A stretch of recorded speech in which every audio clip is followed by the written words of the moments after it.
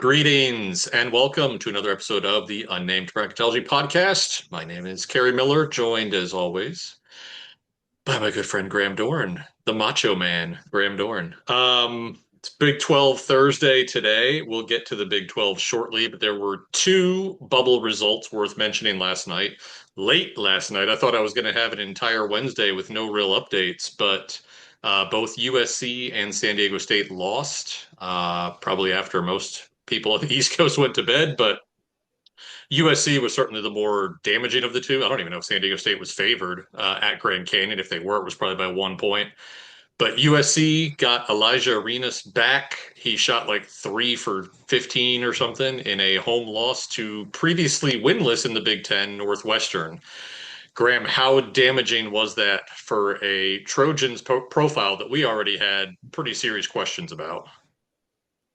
Yeah, let me tell you a little something, Kerry. Yeah. No, I think it was a dangerous result for USC's overall profile. I think if you look at their quad one, quad two record, still very good. And the win in Maui that they picked up against Seton Hall, still a nice win. Good tournament in Maui. But you look at those wins and they haven't really aged into anything spectacular. It's just like, okay, you beat some bubble teams. It's about all you really did in Maui. Maybe it puts you on the right side of the cut line for now. Is it going to be enough down the road? I don't know that it will be. I think USC is going to be a really interesting team to watch. I think they're going to be right on that bubble for probably most of the rest of the season. Yeah, pretty much my feeling on it. Their resume metrics plummeted. They were around 27. Now they're 40th or worse in all three metrics. And that was really what was saving them because, as you mentioned, they don't have great wins. They have okay wins. Neutral win over Seton Hall, who I have out of my field now. Like that's their best win. Uh-oh.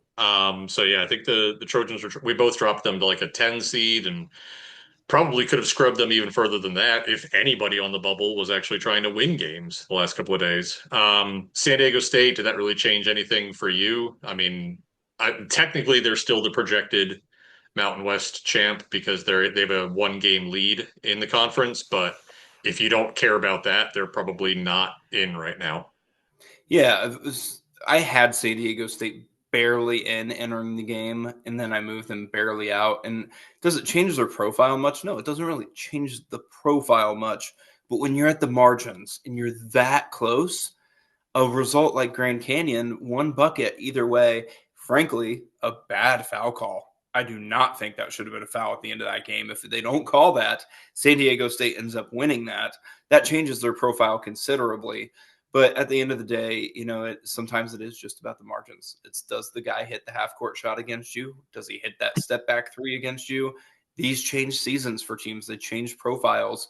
And I think our fans often are thinking, well, here's what their net says. Here's what their KenPom says. It's like, yeah, that matters, but way, way more. Did you just win the game or not? And unfortunately for USC, they lost a home game to Northwestern that would have at least kept their profile marginally better. Same thing with San Diego State. That could be the difference for both of those teams when we get to Selection Sunday. It could be that close. All right, let's move on to the Big 12 portion of our conversation. We're going to start smack dab in the middle, sticking to the bubble. We'll go right to UCF, who is really the only, kind of tweener in the league. I mean, there are six really strong, Kansas we have at 16 and 17 overall, and they are the sixth best team. So could end up with six protected seeds out of the Big 12. And then really nothing right on the bubble outside of Oklahoma State. But UCF, I think, has gotten interesting. Their resume metrics are great. Very, very much like USC, right? If they were to take a bad home loss to Utah or something, all of a sudden they are in trouble, I think. But right now we both have them right on that kind of like 8-9 seed cut line. You took some slack on Twitter today for having UCF ahead of Texas or behind Texas A&M or something. Do you want to defend yourself there? Well, it's for who I think is more likely to make the tournament. And I think you look at UCF's profile, something that really catches my attention is that they still have some big games left that they haven't already gotten to that are going to be in front of them. And we talk about, okay, how did you perform against Arizona and Iowa State? Well, they missed both those chances. And they've already gotten Kansas in the bag. So now they're looking at the remaining top teams in the Big 12, and it's like, are you really going to beat BYU? Are you going to beat Texas Tech? Those games are in front of them. It presents a really big challenge for them. You've got to win those if you're going to get wins against tournament teams. Otherwise, you better start beating the teams that are behind you. I mean, you can look at those games like, the teams on that right side, Utah, Cincinnati, Arizona State, Kansas State, Colorado. Those are the sorts of games that when a team like UCF is playing, they've got to at least win the majority of them, because it could really damage their profile if they don't, if they're adding those losses in against the top teams in the league. And I think that's what makes the Big 12 particularly challenging to be a team like UCF, is you can't afford losses to the bottom teams, but to get wins against the top teams are going to be really, really hard to come by. So it's just a very damaging schedule to be looking ahead forward to. I think UCF probably ends up making the field, but I think it's going to be close. I don't think it's going to be an easy journey for UCF. So they have 12 games left in the regular season. Three of them are against that top six versus Texas Tech at the end of the month. Then they're at Houston to open February and at BYU February 24th. Everything else is against teams that are, they still play Oklahoma State, right? Yeah. So everything else is below them, though. One of these four teams or one of these five teams, including the two this week against Colorado and Arizona State. So let's say they don't win any of those three, Texas Tech, Houston, or BYU. What do you think they need to do in those other nine? 7-2 at least? Tough to say. It'll probably depend on what else is going on in the bubble, but that would probably put them right about that range.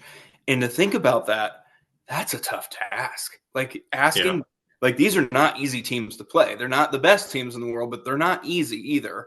And that's why I think UCF really does have a bit more challenging of a road ahead than you would think. When you see me with 30th overall, you see you 33rd overall, and they've already got wins in the bag against Kansas and at Texas A&M. It looks really good, but that's a tough road ahead. I think UCF will be maybe the most intriguing team that we look forward to in the Big 12, just because I could really see their profile going downhill fast.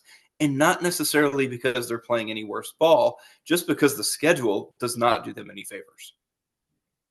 All right, let's stay on the bubble with the other team there, Oklahoma State. You have them first out. I think I have them like third or fourth out, but I just put an NA there for some reason.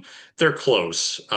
Also, actually, before we get to that, where'd West Virginia come from? I would say West Virginia is more intriguing than both Baylor and TCU now. I had to move them from the bad losses onto the board as a team. I think I dropped Arizona State because they took a pair of losses, but West Virginia, speaking of a team that has a win over Kansas in the bag, how close do you think the Mountaineers are now? Well, I do think they're pretty close. I wouldn't say they're, in that first 8 out range. I think they're right outside that, probably like 9 or 10. I really actually don't even go that far when I'm looking at Yeah, teams. same. I really only consider teams I think actually have a chance to be in today. But when I'm looking at West Virginia, I'm looking at a team that, if you look at their efficiency metrics, they should be right around that bubble. And now their resume metrics are starting to come there too. It will be an interesting journey for West Virginia. I think, to your point, I have Baylor, TCU, and West Virginia forming my true bubble right now for the long-term projection.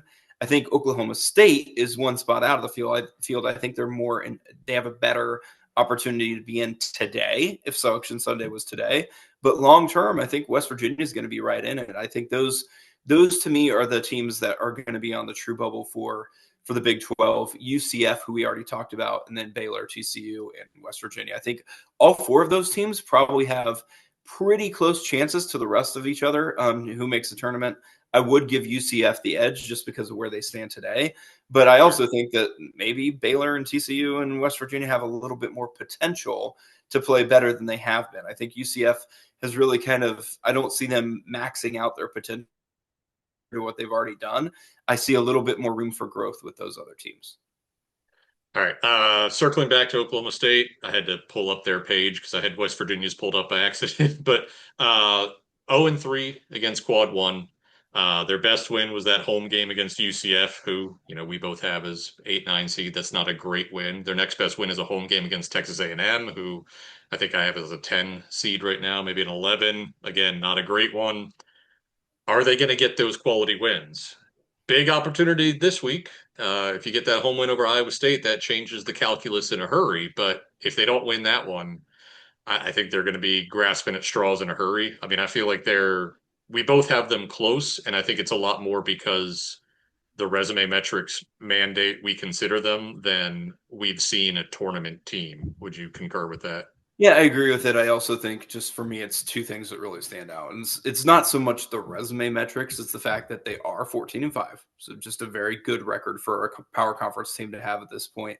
And then more importantly for me, they actually do have two wins over teams I think are solidly in the field at this point. UCF and Texas A&M, they may have been at home, but still, when you can say that you've beaten two tournament teams and you're 14-5, that's not a bad position to be in. The problem for Oklahoma State is looking forward. I think teams like TCU and West Virginia have a better chance to land that big win down the stretch that could change their profile. I just don't see it happening with Oklahoma State. I'd be surprised if they win more than one game against those top teams in the Big 12. And frankly, I kind of think they're not going to pick up a single win over the top six teams in the Big 12.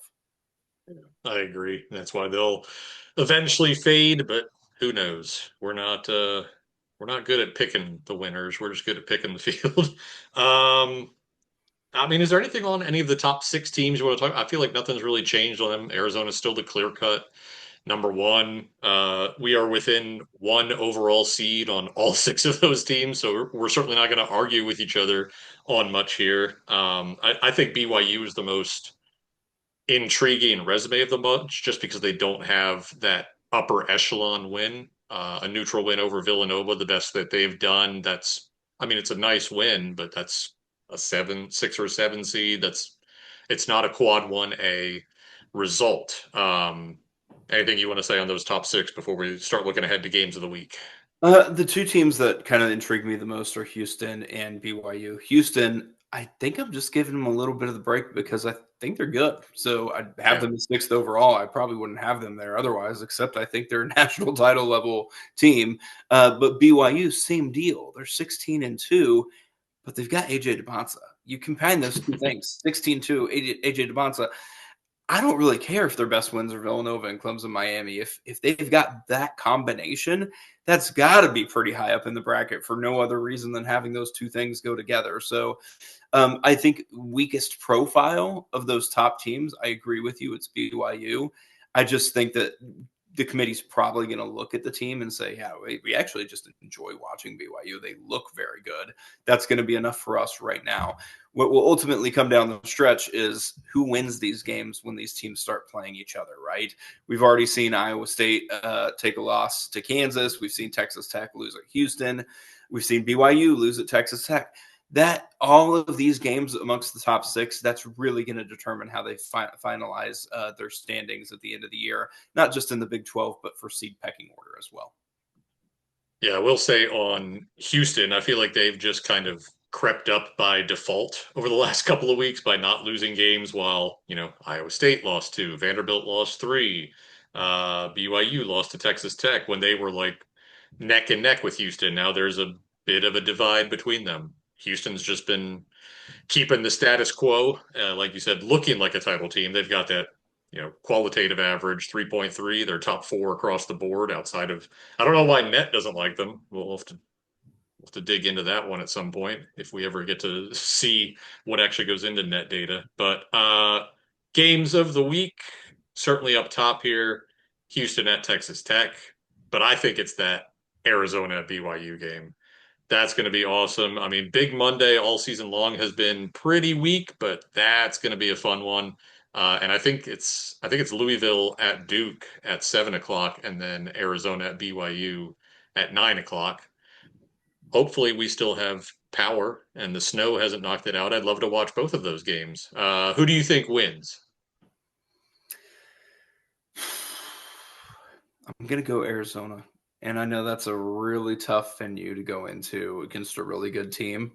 I just believe in the Wildcats. I agree. I think Arizona win. I think they're too they're too big. I mean, I know BYU has Kebaketa, but I, I think that front course is going to be too much. I think Texas Tech showed that how you can slow down DeBonce at least a little bit. Just wall him up. Don't let him get to the rim. Don't foul him. And I think Arizona's smart enough to not do that. But you never know. Maybe the Cougar tails will cause a problem for the Wildcats. With that, I think we are good to wrap up. There's basically nothing to watch tonight aside from Wisconsin and Penn State, if I'm not mistaken. So I'm looking forward to going to bed at a reasonable hour and talking SEC tomorrow with the one and only JBR. But until next time, take care and enjoy the